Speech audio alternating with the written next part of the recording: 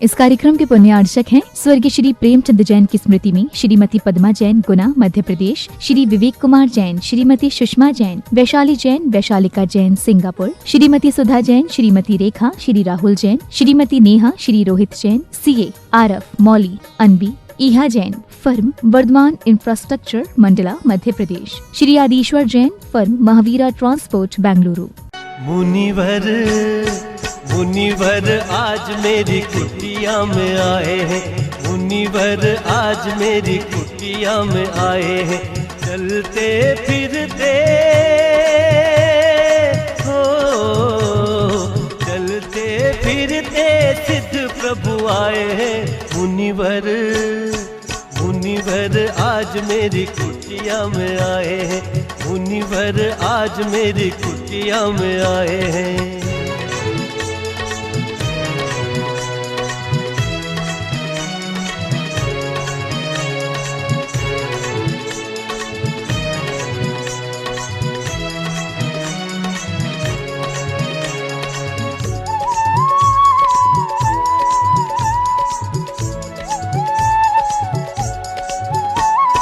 हाथ का मंडल बगल में पिछी है, हाथ का मंडल बगल में पिछी है। मुनिवर पे सारी दुनिया रिझी है, मुनिवर पे सारी दुनिया रिझी है। लगन दिगंबर हो, लगन दिगंबर मुनिवर आए हैं। मुनिवर मुनिवर आज मेरी कुटिया में आए हैं, मुनिवर आज मेरी कुटिया में आए हैं।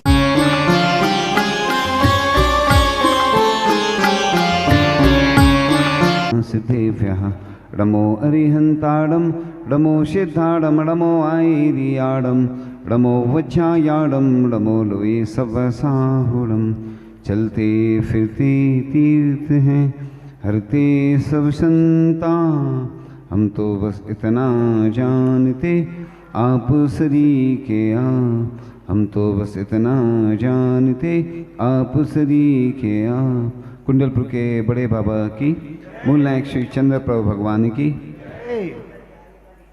धरसेनाचार्य पुष्पदंत भूतबली महाराज की जय, परम पूज्य आचार्य श्री ज्ञान सागर जी महामुनिराज की, परम पूज्य आचार्य भगवान गुरुदेव शिक्षण विद्यासागर जी महामुनिराज की, शुद्ध पंचमी महोत्सव की, परम पूज्य मुनि शिक्षण परम पूज्य आचार्य भगवान गुरुदेव शिक्षण विद्यासागर जी महामुनिराज की, परम पूज्य मुनि शिक्षण विमल सागर जी, अनंत सागर जी, धर्म सागर जी आदि समस्त 3,9 करोड़ मुनिराजों की जय। बोलिए परम पूज्य मुनि शिक्षण भाव सागर जी महामुनिराज जी की।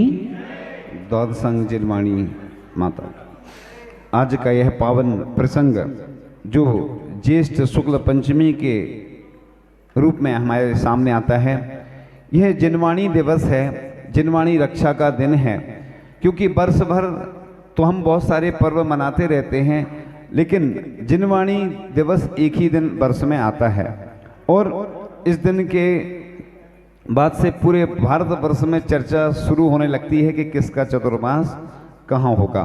तो यह पर्व मनाने की एक लंबी कथा है, जिसे सुत अवतार कथा भी कहते हैं। तो तीर्थंकर महावीर भगवान के निर्वाण के बाद 3 अनुबद्ध केवली हुए।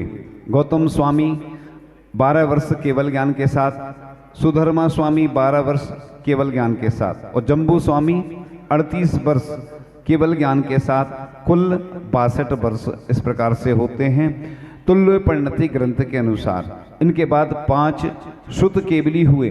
क्योंकि हमें जब तक इतिहास के बारे में जानकारी नहीं होगी, हमें जानकारी नहीं हम क्यों मना रहे हैं।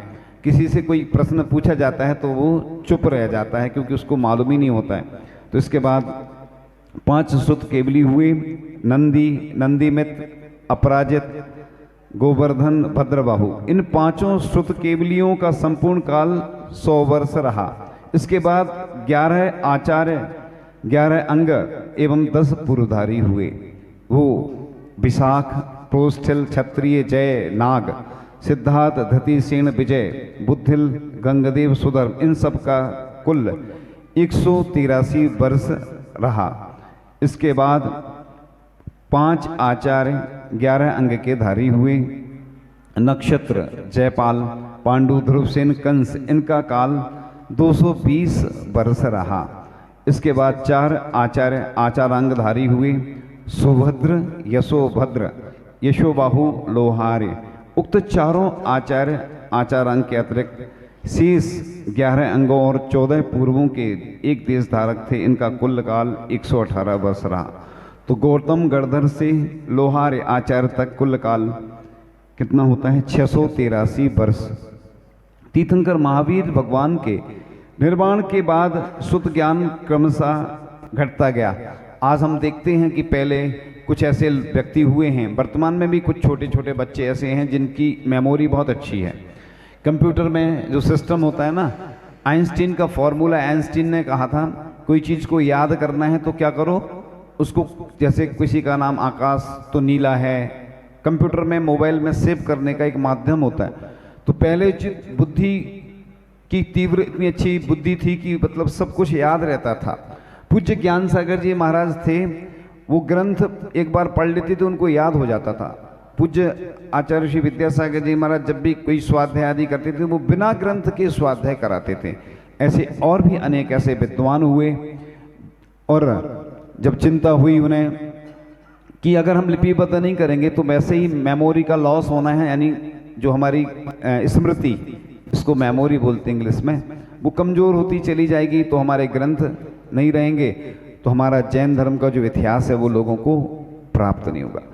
अभी आगे हम आपको बताएंगे कि किस प्रकार से सठखंडागम ग्रंथों की रचना हुई उसका।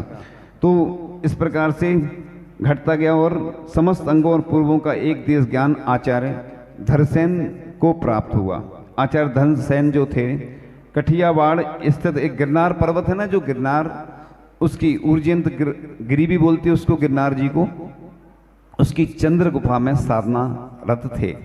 अपनी अल्पायु जानकर, जैसे पूज्य ज्ञान सागर जी महाराज को मालूम चला कि अब शरीर की तो उम्र कितनी है, 80-82 वर्ष, इससे ज़्यादा उस समय नहीं, वैसे तो वर्तमान में 120 हाईएस्ट है उम्र, इससे ज़्यादा नहीं हो सकती किसी की भी, लेकिन एवरेज में देखें तो 60 वर्ष में ही व्यक्ति के उल्टी गिनती शुरू हो जाती है।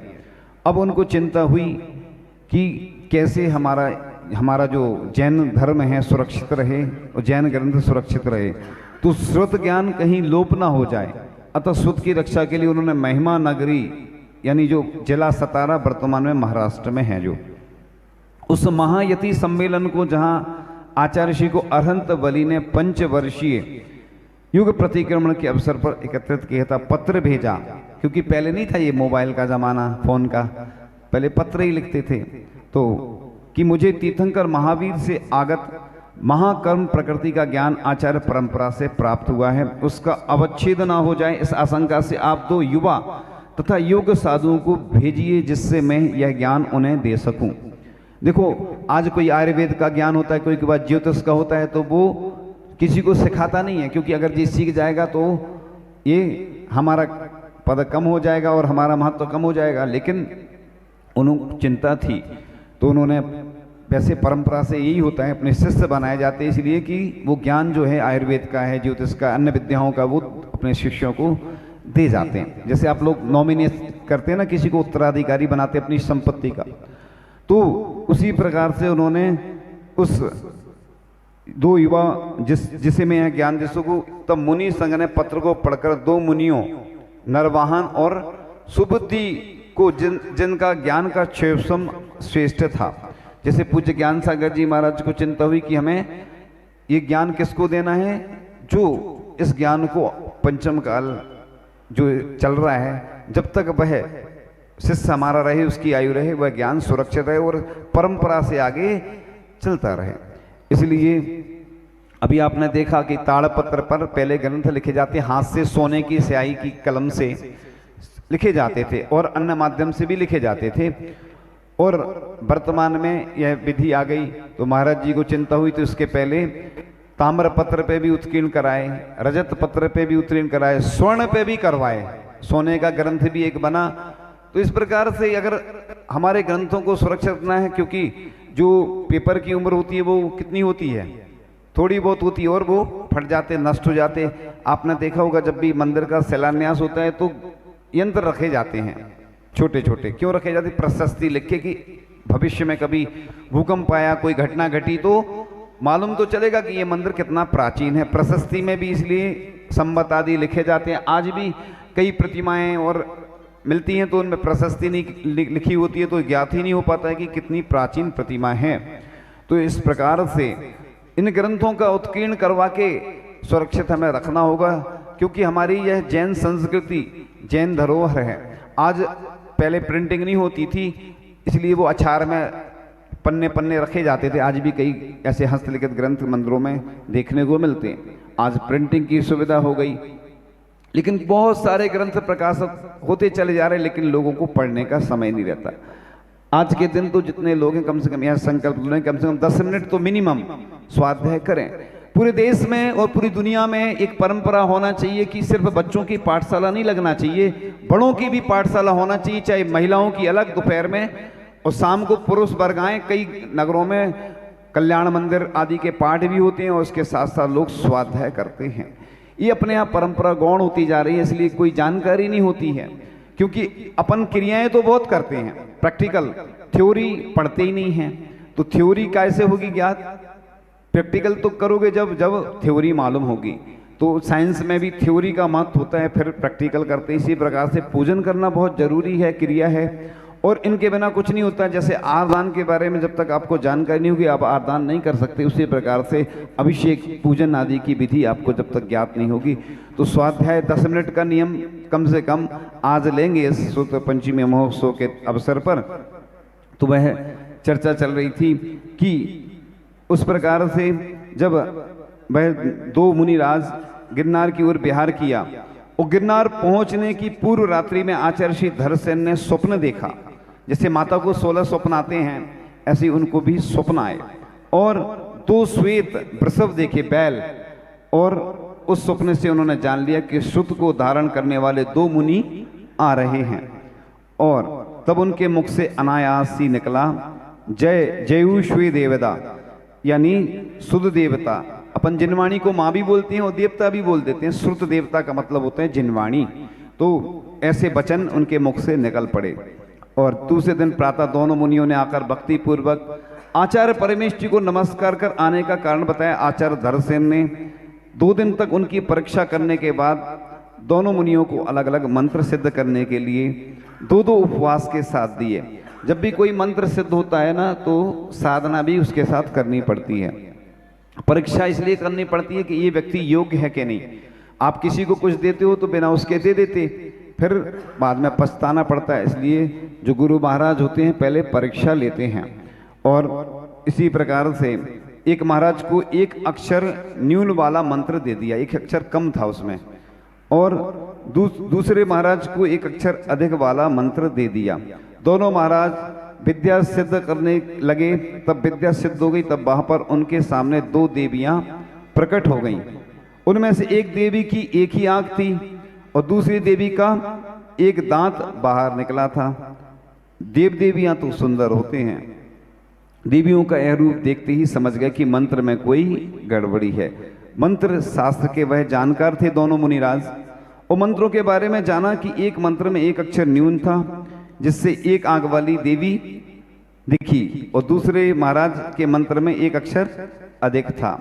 तो उस के प्रभाव से वह एक देवी का 1 दांत बाहर निकला था। मंत्रों को ठीक कर पुनः मंत्र सिद्ध करने के लिए बैठ गए वह, जिसके फलस्वरूप देवियां अपने यथार्थ स्वरूप में प्रकट हुई तथा बोली, हे नाथ आज्ञा दीजिए, हम आपका कौन सा कार्य करें। तब मुनियों ने कहा, हे देवियों, हमारा कुछ भी प्रयोजन नहीं है। हमने तो केवल गुरुदेव की आज्ञा से ही विद्या मंत्र की आराधना की है, क्योंकि ये मंत्र होते ना, मुनि महाराज की साधना से 700 और 500 यानी 1200 विद्याएं सिद्ध हो जाती हैं, लेकिन वो ग्रहण नहीं करते। ग्रहण करते हैं तो मिथ्या दृष्टि हो जाते हैं। ये तो गुरु आज्ञा थी और परीक्षा उनको लेना थी। तो बस दोनों मुनियों ने मंत्र सिद्ध की घटना गुरुदेव को सुनाई, और गुरुदेव ने शिष्यों की योग्यता जानकर शुभ मुहूर्त में विद्या अध्ययन प्रारंभ किया। वह अध्ययन आषाढ़ शुक्ल एकादशी को संपन्न हुआ। एक मुनिराज ने दांतों की विषमता को दूर कर उनके दांत कुंद पुष्प के समान सुंदर हो गए तथा नाम पुष्पदंत पड़ा, तथा दूसरे मुनि को भी भूत जाति के देवों ने वाद्य यंत्रों से पूजा की, जिससे उनका नाम भूत बलि पड़ा। आचार्य धर्मसेन स्वामी ने अपनी अल्प आयु जानकर दोनों शिष्यों को वहां से बिहार के आदेश दे दिए। दोनों मुनिराज विचार कर रहे थे कि वर्षायुग की स्थापना मात्र 2 दिन शेष हैं, अब तो गुरुजी के पास वर्षायुग करने का सौभाग्य प्राप्त होगा। जैसे हम लोग भी जब सोचते हैं कि आचार्य भगवान के साथ ऐसा अवसर प्राप्त होगा, लेकिन आचार्य श्री आज्ञा दे देते हैं तो फिर बिहार करना पड़ता है। जैसे आचार्य श्री जब नेमावर आए थे, गोमट गिरी आए थे ना, नेमावर से कुछ दिन ही शेष बचे थे, लेकिन प्रयास करके पुरुषार्थ करके आ गए थे। तो किंतु गुरु आज्ञा होती दोनों मुनिराज वहां से बिहार हो गया उनका, और आचार्य धर्मसेन स्वामी स्वयं संलेखना की साधना में लीन हो गए। उनकी कुछ समय में समाधि भी हो गई। दोनों महाराज वहां से विहार करते करते अंकलेश्वर यानी गुजरात में वर्षा योग किया। बड़े अध्यात्म योगी आचार्य कुंद कुंद स्वामी बने। उस शास्त्र दान से लोग ये नहीं सोचें कि हम महाराज को दान करते इधर से उठाया और दे दिया, वो भावना से करना चाहिए हमें। इसी प्रकार से हम सुत पंचमी के दिन उन ग्रंथों को सुरक्षित हमें करना चाहिए, जिनवाणी को। और कई लोग आते हैं जिनवाणी कहीं भी यथा तथा रख जाते हैं, ऐसे जिनवाणी को व्यवस्थित करते हैं जो, और कहते हैं जो पाठशाला पढ़ाता है आगामी काल में सुत केवली बनता है। यानी सुत केवली बनने में अगर निमित्त है केवल ज्ञानी, बताओ केवल ज्ञान प्राप्त होने कुछ भी नहीं करना, तो कम से कम कृत कार्य तदमुन्ना से जो भी ज्ञान दान करता है जिनवाणी के प्रकाशन में और पाठशाला में, और भी जो भी ग्रंथ के कार्य हो रहे हैं उनकी सुरक्षा में जो तन मन धन से अपना सर्वस्व अर्पण करता है, बड़ा सौभाग्यशाली व्यक्ति होता है। इसलिए पाठशाला पढ़ाने वाले ये नहीं सोचे हम पढ़ाते आ रहे हैं, हमें कई बार लोगों की सुनना पड़ती है, सम्मान भी नहीं मिलता है, ये तो होता ही है। महाराज जी बोलते ना कि श्रेयांसी बहु विघ्नानी, अच्छे कार्य में हमेशा विघ्न आते हैं, इसलिए काम करते चले जाओ, नाम की चिंता नहीं करना। जैसे आचार्य भगवान के बारे में बोलते हैं, जो नामुना के कामना से कोसों दूर है, कहीं कहीं ऐसे संत भी जरूर हैं। आचार्य जी ने आज तक अपने नाम से कोई संस्था नहीं खोली, कभी भी कोई प्रसंग आता तो मना कर देते हैं, लेकिन उनको नाम की चिंता नहीं, इसलिए आज पूरी देश और दुनिया में उनका नाम है। चाहे वो जैन हो चाहे जैनेतर हो, उनका नाम ही ऐसा अमर हो गया, सबकी जुबां पर उनका नाम रहता है। तो इस प्रकार से आप लोग भी इस जनवाणी की सेवा में हमेशा रत रहें और उसके उपकारों को भूले नहीं। इसी प्रकार से ग्रंथों को ताड़पत्र पर, ताम्रपत्र पर, पीतल पर और स्वर्ण पर और रजत पर उत्कीर्ण करा के इस जिन शासन की धर्म ध्वजा को हमेशा पंचम काल के अंत तक फहराते रहें, क्योंकि ऐसा ग्रंथ लोय परिणति ग्रंथ में लिखा है कि पंचम काल के अंत तक मुनि यारी का श्रावक श्राविका रहेंगे। कोई कितने भी भविष्यवाणी कर दे, डरना नहीं, घबराना नहीं। लोग घबरा जाते जल्दी, कभी बीच बीच में ऐसी घटनाएं घटती हैं कि वो कहते हैं नष्ट होने वाला है, ये होने वाला है। पंचम काल के अंत तक 18,500 वर्ष हैं, जब तक यह जैन धर्म अनवरत रूप से चलता रहेगा। और आप लोग इसी प्रकार से देवसास गुरुओं, पंच परमेष्ठी और नव देवताओं की सुरक्षा में अपना सर्वस्व लुटाते रहें। इन्हीं भावनाओं के साथ परम पूजाचार्य भगवान गुरुदेव विद्यासागर जी महामुनि राजा जी की